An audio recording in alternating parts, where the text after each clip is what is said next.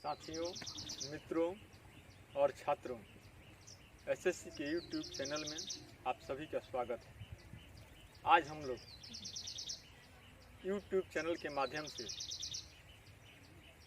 Reasoning का first chapter blood relation समझने या पढ़ने जा रहे हैं।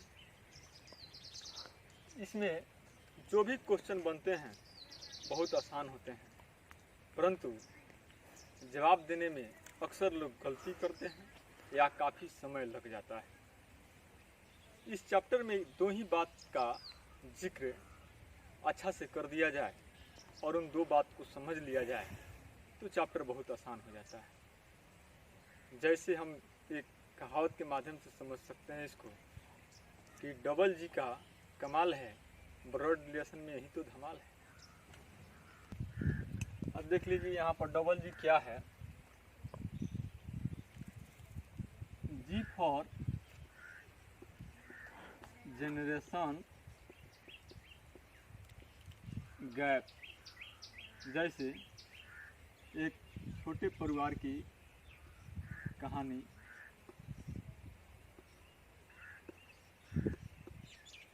दादा दादी रहते हैं, फिर पिता माता और फिर पुत्र पुत्री। इसमें यह हो गया जनरेशन गैप। इस पुत्री, अब जैसे यह हो गया सबसे पहला जनरेशन, उसके बाद सेकंड जनरेशन, यह हो गया थर्ड जनरेशन, यानी कि इसी गैप को हम बोलते हैं जनरेशन गैप।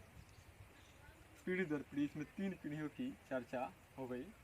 जैसे इस पुत्र के यह पिता और इनके पिता यह था जनरेशन गैप। अब देखिए दूसरा जी, इसका मीनिंग होता है जेंडर। अब जेंडर तो आसान चीज़ है, सब लोग समझता है, लेकिन इसको एक सिंबल के माध्यम से हम लोग को समझना होगा, तब जाकर हम लोग इस पर जो प्रॉब्लम आएगा इस चैप्टर में उसको बनाने में सहूलियत होगी। जैसे पुत्र है तो पुत्र को हम लोग एक त्रिभुज के माध्यम से इंडिकेट करेंगे। पिता है, इनको भी एक त्रिभुज के माध्यम से इंडिकेट करेंगे। दादा हैं, इनको भी एक त्रिभुज के माध्यम से इंडिकेट करेंगे। इसका अर्थ है कि जितने भी पुरुष आएंगे क्वेश्चन के अंदर, सभी को एक त्रिभुज के माध्यम से इंडिकेट करना होगा। अब फिर जैसे दादी हैं, माता हैं, पुत्री है, इस सब को एक सर्किल या घेरा के माध्यम से इंडिकेट करेंगे। अतः प्रॉब्लम में जितने सभी स्त्रियां मिलेंगी, सभी स्त्रियों को एक सर्किल के माध्यम से इंडिकेट कर देंगे। इस प्रकार जेंडर की पहचान हो जाएगी। डबल जी मीन्स एक जो पहला जी था वह जनरेशन गैप के लिए था और दूसरा जी जेंडर के लिए था। दोनों बात को हमने स्पष्ट कर दिया है। इस चैप्टर में मुख्य रूप से तीन प्रकार के प्रश्न पूछे जाते हैं।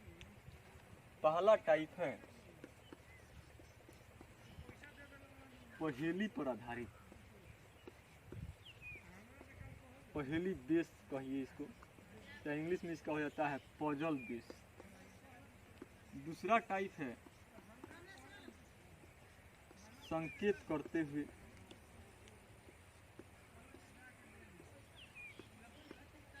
संकेत करते हुए, और तीसरा टाइप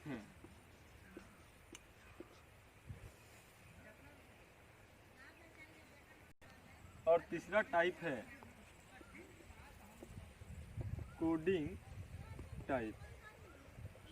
अब तीनों को समझ लेते हैं कि कौन सा क्वेश्चन किस प्रकार रहेगा।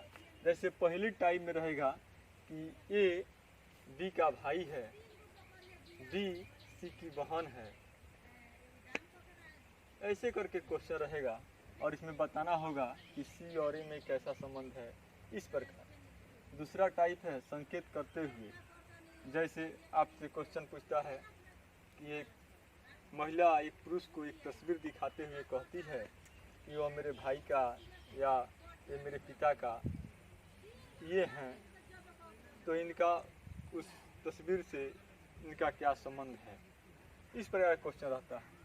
और तीसरा टाइप कोडिंग टाइप, जैसे कहेगा ए प्लस बी का अर्थ है कि ए और बी पति पत्नी हैं, ए माइनस सी का अर्थ है कि ये भाई बहन है, इस प्रकार ये कोडिंग टाइप का क्वेश्चन रहता है। सम इम्पोर्टेंट पॉइंट, कुछ महत्वपूर्ण बिंदु हैं। अब हम लोग देख लेते हैं किसी रिलेशन को संकेत के रूप में कैसे लिख पाएंगे। जैसे कहेगा ए बी का पिता है, ए बी का पिता है, इसका अर्थ है कि जनरेशन गैप में ए ऊपर है और बी नीचे है। अब यह स्पष्ट हो गया यहाँ पर ए बी का पिता है, यानी कि ये जो भी है पुरुष है और पुरुष को एक त्रिभुज में रखेंगे। और यहाँ पर बी के लिए न त्रिभुज का प्रयोग होगा न सर्किल का प्रयोग होगा, क्योंकि यहाँ पर यह स्पष्ट नहीं हो रहा है कि बी पुरुष है या स्त्री है।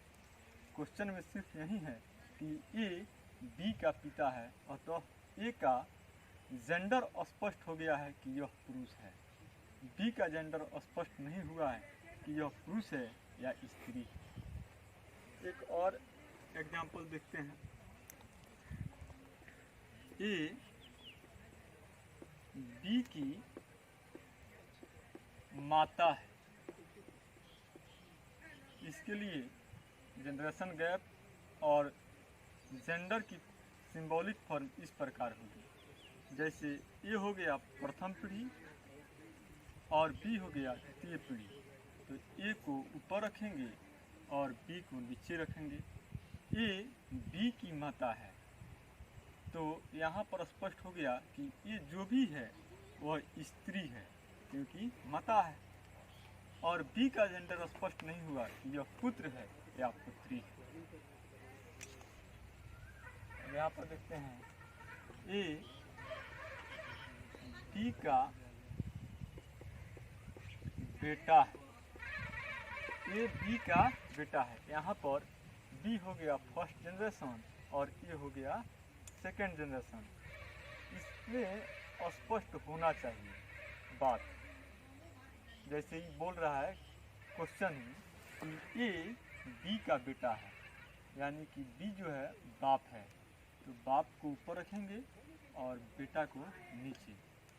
अच्छा, ए बी का बेटा है, यहाँ पर यह स्पष्ट हो गया है कि ये जो भी है वह पुरुष है, अतः इसको त्रिभुज के अंदर रखेंगे।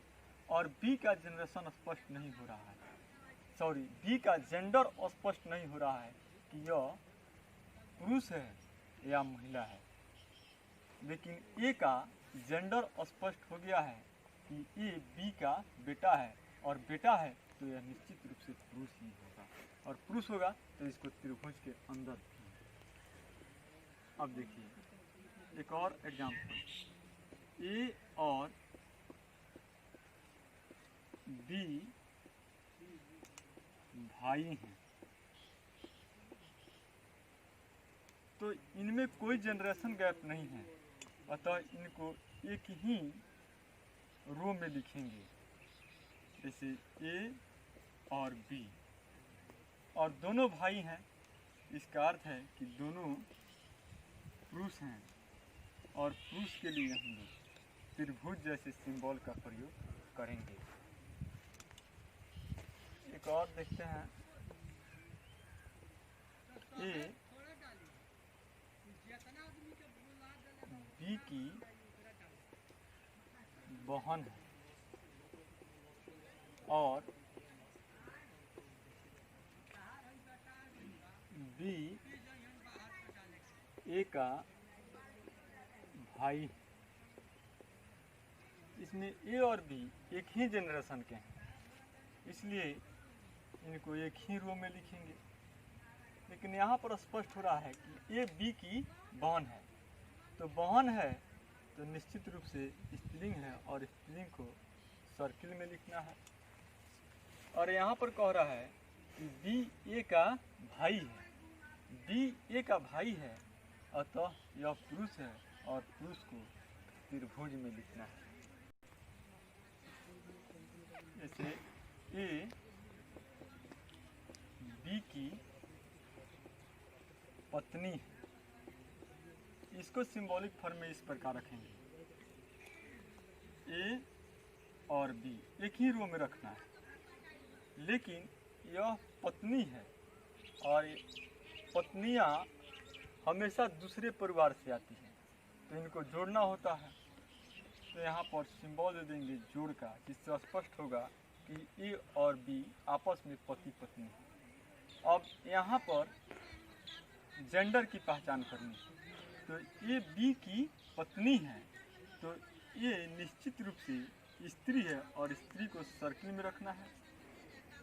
और बी की पत्नी है तो यह बी जो हो जाएगा वह पुरुष होगा और पुरुष को त्रिभुज में रखना है। जितने भी संबंध हैं, ये जितने भी संबंध हैं यह या तो पिता से शुरू होंगे नहीं तो माता से। जो पिता से संबंध शुरू होते हैं उसको पैटर्नल रिलेशन, और जो माता से संबंध शुरू होते हैं उसे मैटरनल रिलेशन कहते हैं। अब इसमें भी स्पष्ट कर लेते हैं कि मैटरनल रिलेशन से कौन कौन क्या बनता है और पैटर्नल रिलेशन से कौन कौन क्या बनता है। अब देखते हैं एक और,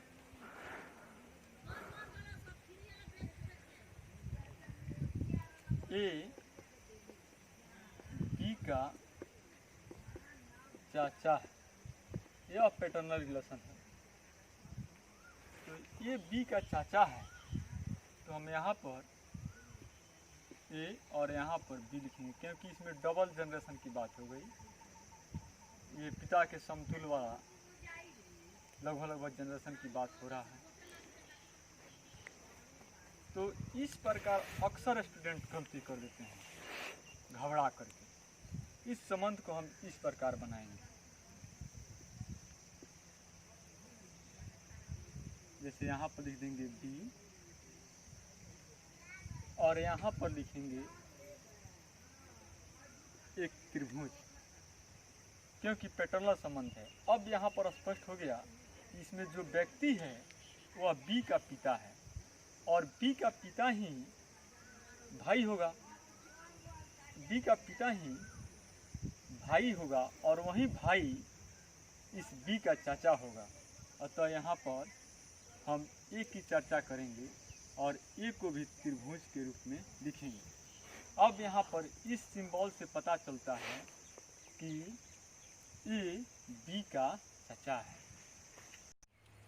अब यहाँ पर एक यह भी बात समझते हैं, ए बी का मामा है, यह मैटरनल रिलेशन है। इसको स्पष्ट करेंगे, ए बी का मामा है, तो यहाँ पर लिखेंगे बी को, और मामा माँ के भाई को कहते हैं, इसलिए इस बी के ऊपर एक सर्किल का प्रयोग करेंगे जो स्पष्ट कर रहा है कि बी का यह सर्किल माँ है।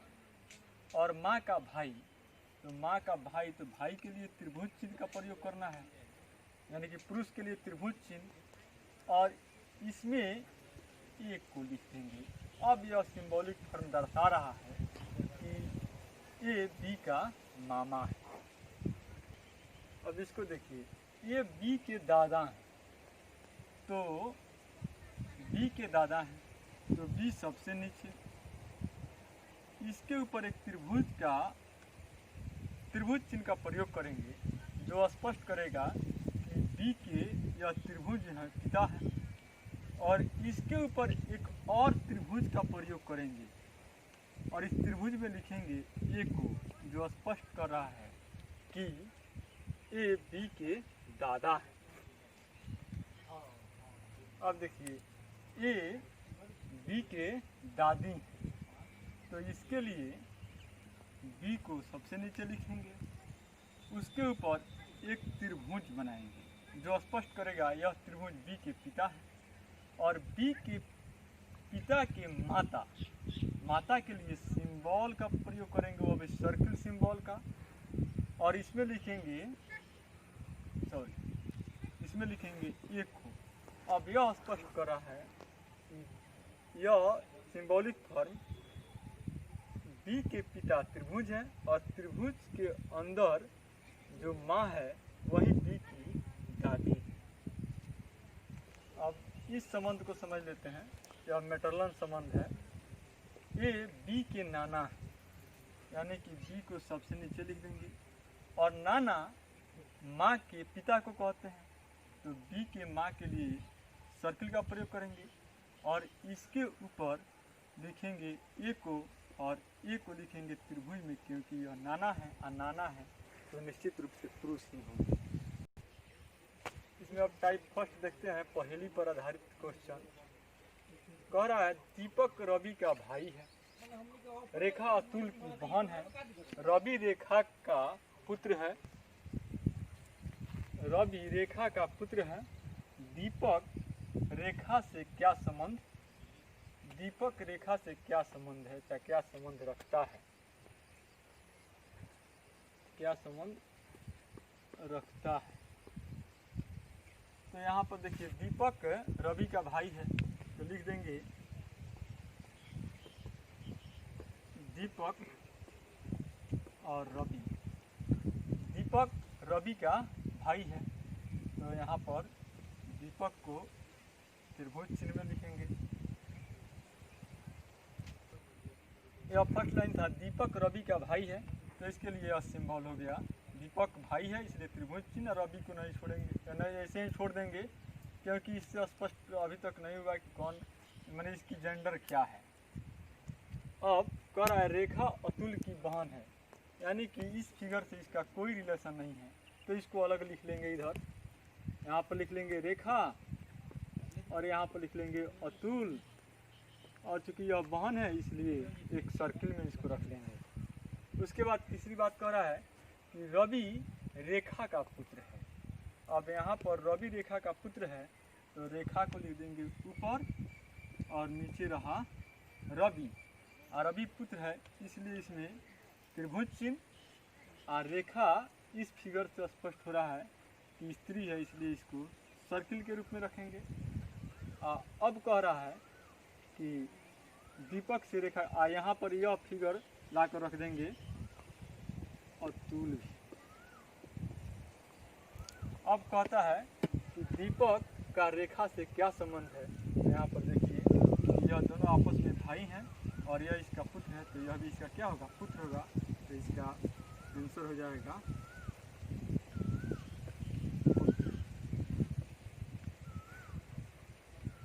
इसको सर्किल में नहीं रखेंगे।